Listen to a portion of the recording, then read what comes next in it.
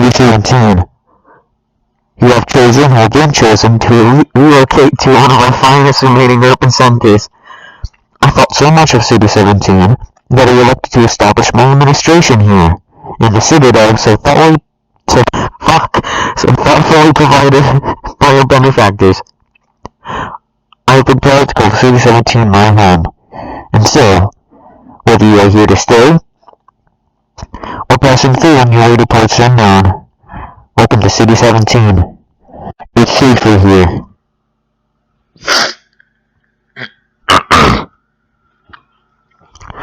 Let me read a letter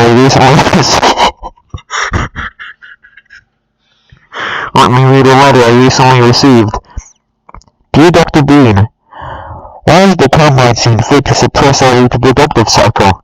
Sincerely, a concerned citizen. Thank you for writing, concerned citizen. Of course, your question touches me on one of the most basic biological impulses. For all its associated hopes and fears for the future of the species, I also detect some unspoken questions. Do our benefactors really know what's best for us? What gives them the right to make this kind of decision for mankind? Will they ever deactivate the suppression field and let us breathe again? What the fuck does it have to say breathe? What the fuck? Allow me to address the anxieties underlying your concerns, rather than try to answer every possible question you might have left unvoiced. First, let's consider the fact that for the first time ever, as a species, mortality is in our reach.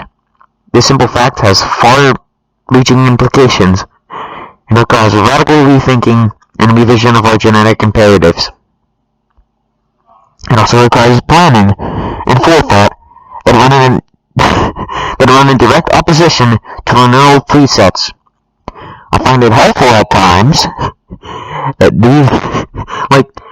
like these, to remind myself that our true enemy is instinct. Instinct is our mother when we were an infant species. Instinct coddled us and kept us safe in those hard-scrabble years when we hardened our sticks and cooked our first meals above a meager fire, and stared at the shadows that leapt upon the cabin's walls. But inseparable from our instinct is its dark twin, superstition. Instinct is, is inextricably bound to unreasoning impulses. And today, we clearly see its true nature. Instinct has just become aware of its irrelevance, and like a cornered beast, it will not go down without a bloody fight. Instinct would inflict a fatal injury on our species. Instinct creates its own oppressors, and bids us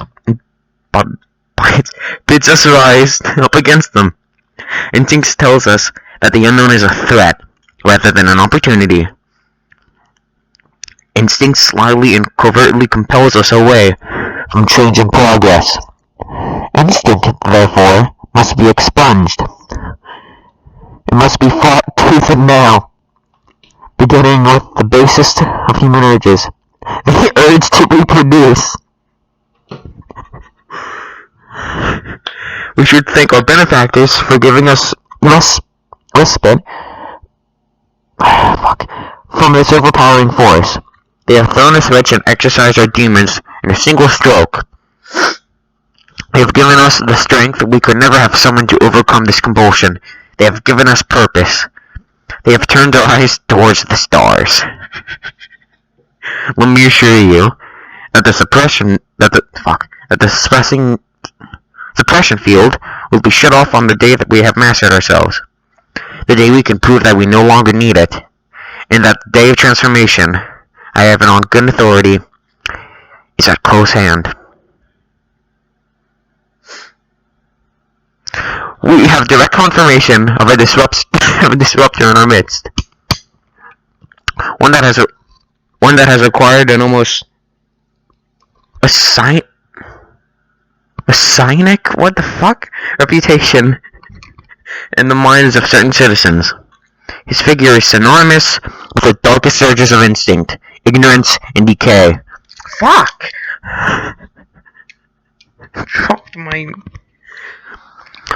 Some of the worst excesses of the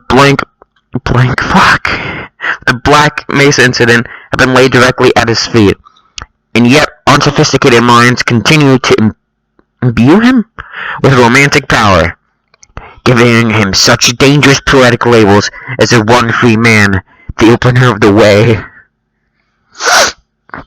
Let me remind all citizens of the dangers of magical thinking.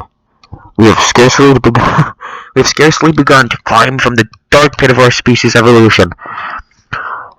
Let's not slowly purpose into oblivion. This is insecure within the civil. If you see the so-called free man reporting, civic deeds do not go unrewarded. And what? That's not a word! That's not a fucking word! Complicity with his cause will not go unpunished. What the fuck's contrariwise? I mean What the fuck? What is... Be wise. Be safe. Be you.